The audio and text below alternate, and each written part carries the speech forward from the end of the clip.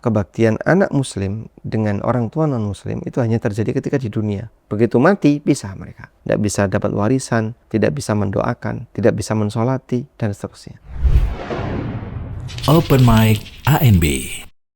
Ustadz, ini ada fakta ya di lapangan, di keluarga masyarakat Indonesia itu isinya biasanya nanu-nanu. Dalam artian ayah, ibu, anak, menantu, itu agamanya beda, Ustadz. Jadi ya agamanya satu Islam, satu non-Muslim, satu dan seterusnya. Kita sebagai anak misalkan, jika mendapati orang tua agamanya beda, mungkin dulu Islam, kemudian kembali ke luar Islam, atau awalnya memang non-Muslim, masuk Islam, kemudian kembali murtad. Apa sikap terbaik dari seorang anak ketika mendapati ayah atau ibunya agamanya bukan Islam, Ustaz? Alhamdulillah wassalatu wassalamu ala rasulillah. Interaksi antara muslim dengan non-muslim ini tidak hanya dilakukan oleh orang zaman sekarang ya. Dan sebagian para nabi, mereka berinteraksi dengan keluarga non-muslim. Seperti Ibrahim alaihissalam berinteraksi dengan ayahnya yang merupakan tokoh musyrik di zamannya.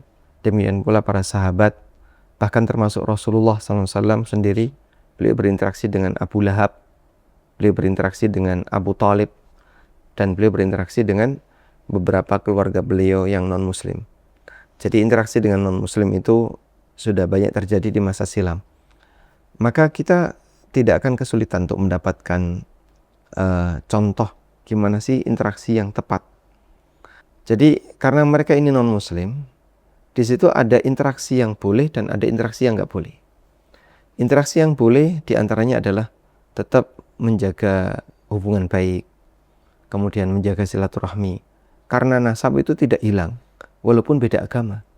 Abdullah bin Mas'ud, walaupun Mas'ud ini orang kafir, tetap Ibnu Mas'ud itu dinisbahkan kepada bapaknya. Anas bin Malik bin Nadir itu orang kafir, tapi Anas tetap dinasabkan kepada bapaknya, karena nasab itu tidak hilang, walaupun beda agama dengan anak. Kemudian yang kedua adalah tidak boleh ikut terlibat dalam perayaan agamanya.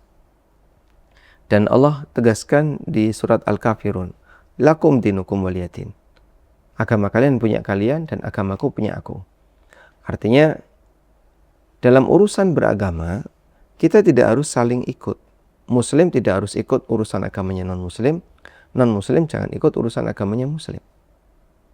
Jadi dalam hal ini dikembalikan kepada masing-masing pribadi. Ini bagian yang diperbolehkan, sehingga boleh berinteraksi, berbakti kepada orang tua, berinteraksi normal, tapi tidak boleh mengikuti agama mereka atau aktivitas yang menjadi ciri khas agama mereka. Kemudian di sana ada yang dilarang. Nah, yang dilarang ini umumnya setelah meninggal dunia. Tidak boleh menyolati jenazah non-muslim. Dan Allah Subhanahu wa taala berfirman, "Maka lin nabi walladzina amanu ayyastaghfiru lil musyrikin walau kanu uli qurba." Tidak layak bagi nabi dan orang-orang yang beriman untuk memohonkan ampunan bagi orang musyrik walaupun mereka itu kerabat dekat. Walaupun bapaknya sendiri, walaupun anaknya sendiri, karena beda agama. Dan yang kedua, nggak ada warisan karena beda agama seperti ini. Dan karena nggak ada warisan, maka anak tidak akan mendapatkan warisan dari bapaknya yang non-muslim. Nabi SAW pernah mengatakan, la yarithul muslimul kafira walal kafirul muslimah. Orang muslim tidak mendapatkan warisan dari orang kafir tidak mendapatkan warisan dari muslim. Sehingga putus hubungannya. Nasab tetap bertahan, tapi hubungan waris putus. Wallahu a'lam. Baik, Ustaz. Bagaimana dengan pemakaman, Ustaz? Kalau tadi kan menyolati, kemudian juga warisan itu. Kalau pemakaman dari pihak keluarga, itu meminta warga agar membantu proses pemakaman.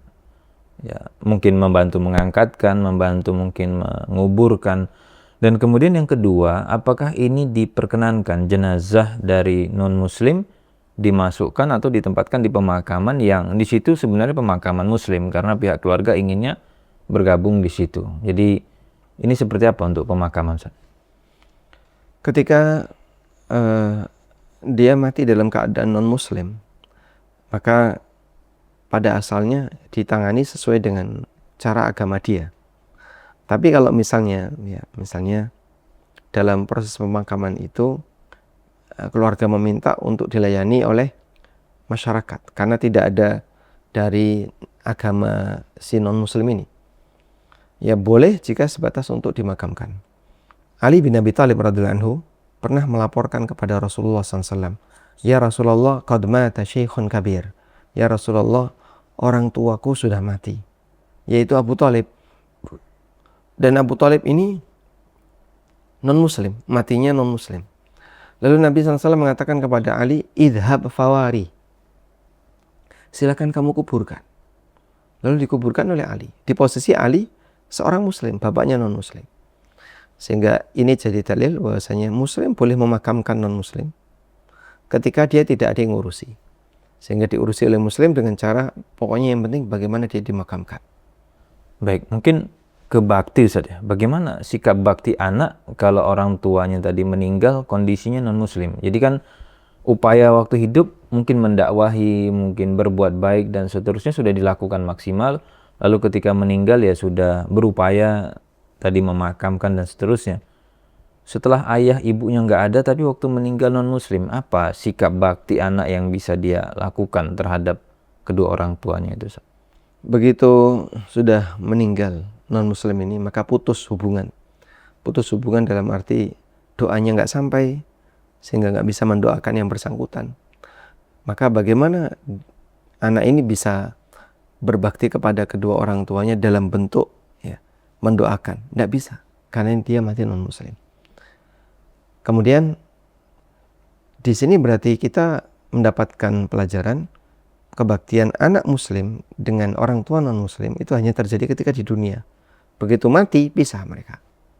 Nasab memang tidak hilang, tapi hubungan saling memberi manfaat jadi pisah, jadi putus. Tidak bisa dapat warisan, tidak bisa mendoakan, tidak bisa mensolati, dan seterusnya. Karena dia sudah berstatus sebagai mati non-muslim.